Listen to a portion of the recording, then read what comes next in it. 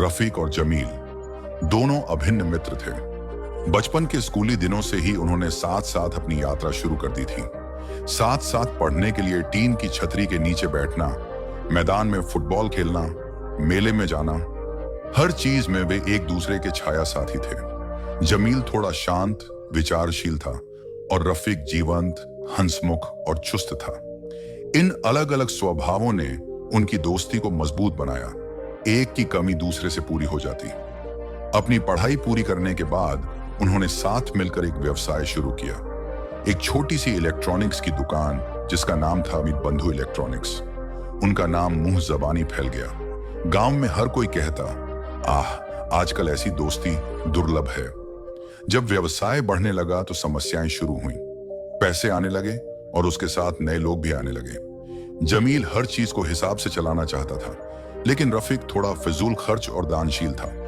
वह बुजुर्गों को टीवी, गरीब छात्रों को पंखे और यहां तक कि बिजली के बिल भी माफ कर देता था। एक दिन जमील ने कहा, रफीक, हम व्यापार करते हैं, दान नहीं करते। अगर आप बिना हिसाब किताब के पैसे खर्च करेंगे तो दुकान नहीं चलेगी। रफीक ने गुस्सा होकर कहा, तुम सिर्फ हिसाब किताब समझते हो, लोगों की थोड़ी बहुत मदद करना भी अच्छा काम है। यह पहली बार था जब उनके बीच थोड़ी बहुत अनबन हुई। कुछ महीने बाद रफीक गांव में चुनाव के लिए खड़ा हुआ। सभी ने उसका समर्थन किया क्योंकि वह लोगों के पक्ष में था। वह चुनाव जीत गया। हालांकि जमील अंदर ही अंदर दुखी था। रफीक ने उससे सलाह नहीं ली, फिर भी उसकी मदद से ही रफीक आज इस मुकाम पर है। लोग भी बातें करने लगे, जमील तो रफीक की छत्र छाया में खड़ा नाम मात्र का भागीदार है। जमील के मन में शक और ईर्ष्या के बीज अंकुरित हो गए। एक दिन दुकान से बड़ी रकम गायब हो गई।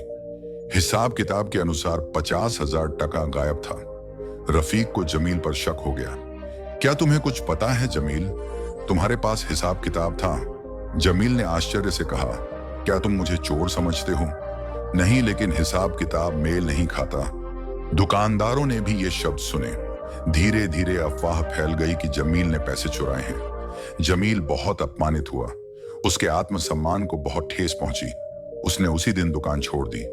जमील ने खुद एक अलग दुकान खोली, सत्या इलेक्ट्रॉनिक्स।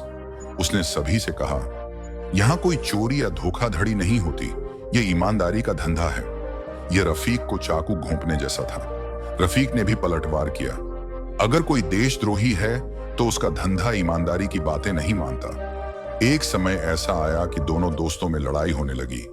कीमतें कम करके प्रतिस्पर्धा, झूठे आरोपों पर प्रशासन से परेशानी, सोशल मीडिया पर एक दूसरे का अपमान करना।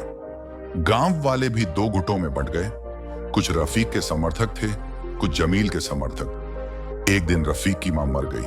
वह टूट गई। पूरा गांव आया लेकिन जमील नहीं आया। फिर भी एक दिन यह मां जमील को अपना बेटा मानती थी।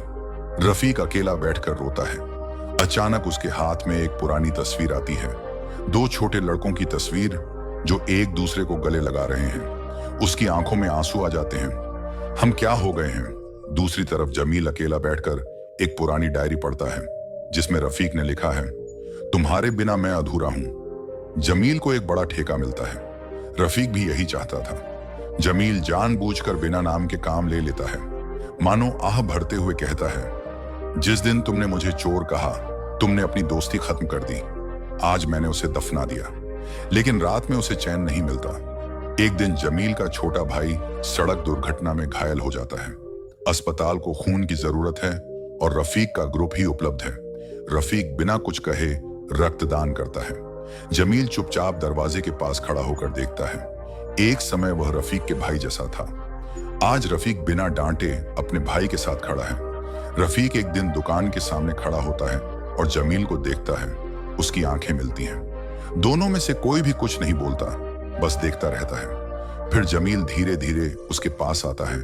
उसके चेहरे पर थका हुआ भाव है। रफीक, तुम्हें तब मुझ पर शक था, लेकिन मैंने कुछ नहीं कहा क्योंकि तुम मेरे दोस्त थे।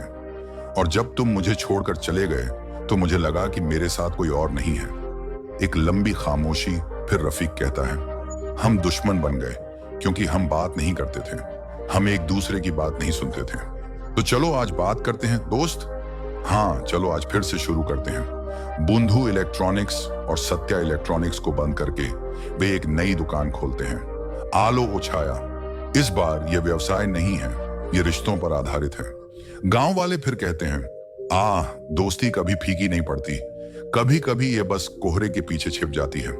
दोस्ती आसानी से दुश्मनी में बदल सकती है, संदेह, अहंकार, गलत फहमी से। लेकिन केवल क्षमा, प्रेम और बातचीत ही उस दुश्मनी को फिर से दोस्ती में बदल सकती है।